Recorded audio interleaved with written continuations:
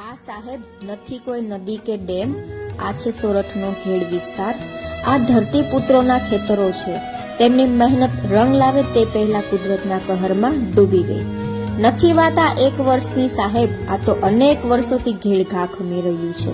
ઘેડ એટલે કોઈ એક ગામ નથી, 107 ગામનો એક વિસ્તાર એટલે અમારું ઘેડ। ઓજતથી લઈ ભાદર સુધી બધી નદીના પાણીના ઘા ખાઈ મોટું થયેલ એટલે અમારું ઘેડ।